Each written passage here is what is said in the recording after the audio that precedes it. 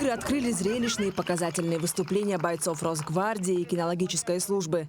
«Таежный герой» проводится уже 13-й год. Последние 3 с участием ребят из 7 районов республики.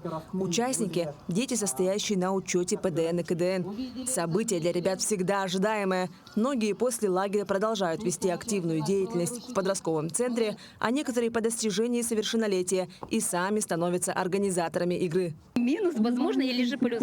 Многие, вот у нас такая история произошла, что в межмуниципальное управление, да, из отделов говорят, всегда таежный герой является очень ожидаемым этапом, да, и ребята говорят, пожалуйста, КДН-комиссия, ПДН-сидя, пожалуйста, не снимайте меня с КДН и ПДН, я хочу попасть на таежный герой.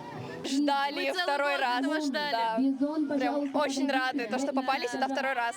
Предвкушения шикарные. Вообще, я тут второй раз. Тут очень интересно. Второй раз, а первый раз как было? Первый раз вообще отпад. Да. Упражнение приступить, пошел, первый, стоять!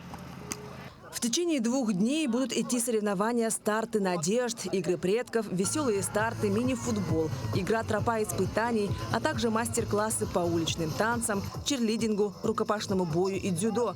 Также в этом году организаторы подготовили новую игру «Таежный Олимп». А мы выберем единственного таежного героя. Это будет самый выносливый ребенок, который проявит свои качества, такие как ловкость, открытость, креативность, харизматичность. Будем выбирать из каждой команды по одному представителю, который останется в конце. И вечером ждет культурная программа, которая называется, собственно говоря, «Финал Таежного Олимпа».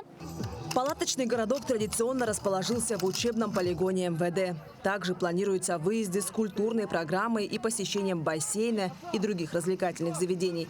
Цель игры – создание условий для адаптации и социальной реабилитации детей и подростков, находящихся в трудной жизненной ситуации. Марферина Алексеева, Георгий Григорьев, Якутск.